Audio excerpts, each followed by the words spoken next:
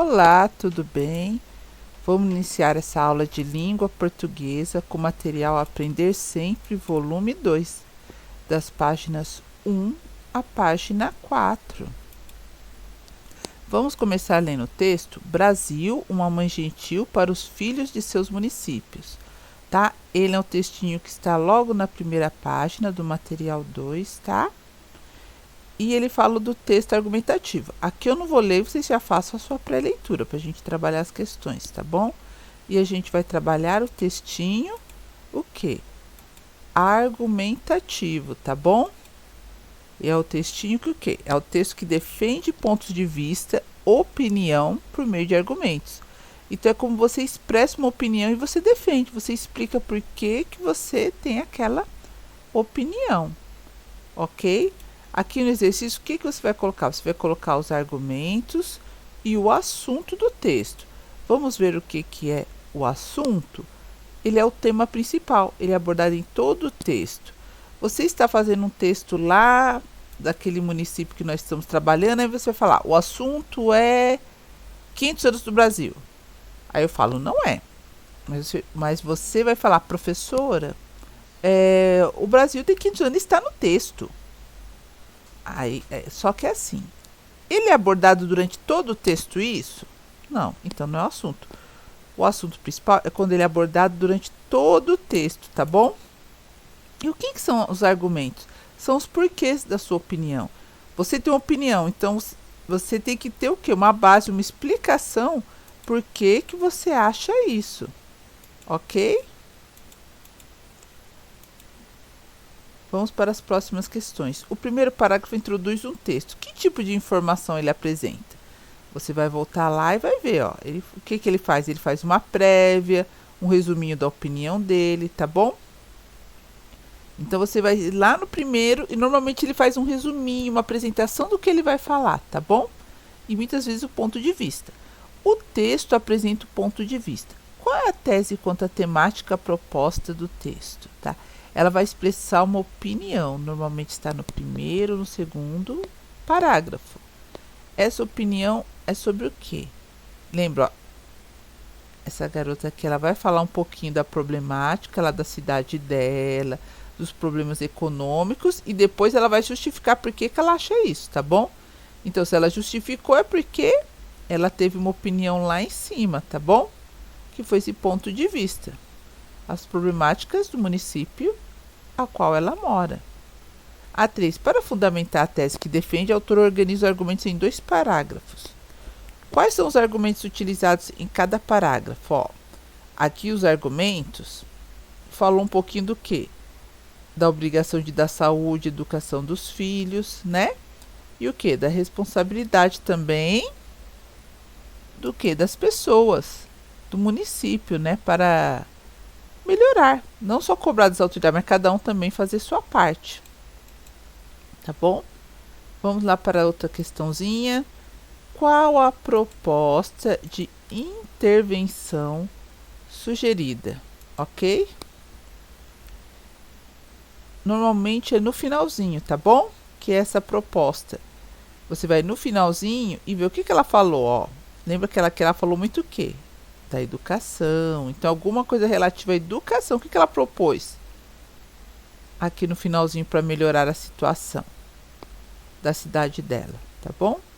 Na conclusão, a autora apresenta uma solução. Que solução é essa? Então, na verdade, a 4 retoma essa aqui, tá bom? Você vê que é quase uma repetição, ok? Utilizando as informações do texto, vamos elaborar argumentos em fatos e dados reais. É como você ter uma prova, um exemplo, uma situação que você conviveu, que você conhece, tá? Então são dados reais. Contra-argumento é quando você faz um argumento e depois você refuta.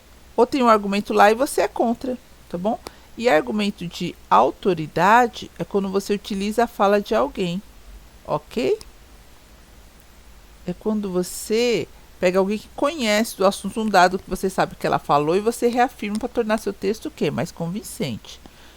O título, você considera adequado ao texto? Como saber se o título é adequado? Se ele tem relação com o texto.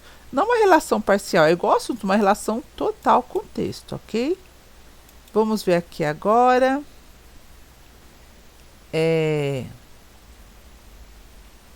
Sobre a linguagem empregada. Ela é pessoal ou impessoal e subjetiva? Você vai justificar a sua resposta. Mas antes, a professora vai falar um pouquinho, ó.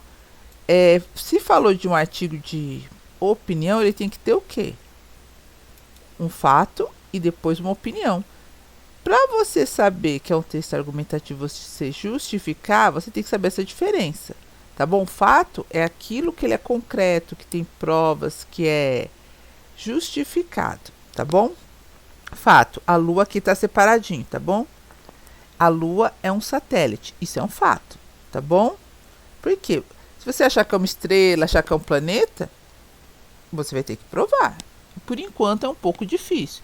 Então, até que não se prove o contrário, é um fato, tá bom? Opinião. A Lua é bonita. Você pode achar a Lua bonita. Talvez o outro não. Então, opinião é aquilo que você pensa sobre algo, tá bom? Que não é obrigatoriamente que todos tenham a mesma opinião. Ok? Vamos lembrar de fazer a justificativa proposta de intervenção. É a ideia de melhoria para o problema. Você contou lá o problema, argumentou, e aí? Só vai falar, só vai criticar e não tem nenhuma proposta? Normalmente tem textos argumentativos que usam para o Enem e outras temáticas mais complexas. Você sempre no final faz uma melhoria, você cria uma melhoria de intervenção, tá bom? Isso não quer dizer que você vai ter uma proposta assim mirabolante. É uma proposta simples, uma conclusão sua que pode melhorar essa problemática. Normalmente, ela fica na conclusão, tá bom? Vamos lembrar também o contra-argumento, ó, um argumento que se opõe a outro. Por exemplo, João não se esforçou para passar no concurso. Mas eu posso argumentar, contra-argumentar. João até tenta, mas as condições de ter que trabalhar o dia todo e a falta de apoio familiar atrapalham, tá bom? Então aqui, ó, esse argumento acabou matando esse primeiro. Aqui você alega que ele não se esforçou, mas aqui nesse outro argumento você justificou. Então será mesmo que ele não se esforçou? Tá bom? Voltando àquelas questõezinhas, tá? Da linguagem pessoal e subjetiva, tá bom? Vamos ver a diferença. A pessoal é quando você se coloca no texto. Tem o seu eu no texto, primeira pessoa. A impessoal, você pode conhecer o texto profundamente, mas você não está diretamente no texto. Então, normalmente é a terceira pessoa. Nos textinhos argumentativos, você usa uma terceira pessoa. Você conhece o texto, conhece a causa, você argumenta, mas você não está diretamente. Se você quer convencer, você quer usar o quê? Como se fosse uma terceira pessoa para dar um sentido geral, um sentido mais convincente no texto. Deixando claro que não é uma opinião só sua. Você quer deixar claro que o que você acha pode ser a mesma opinião de várias pessoas, ou você pode convencê-las, tá bom? Vamos lembrar a primeira pessoa? Eu, nós. Segunda pessoa, tu, vocês. E terceira pessoa, eles, elas. Você lembrando dessas pessoas aqui, você vai lembrar o quê? O que é pessoal e impessoal, tá bom?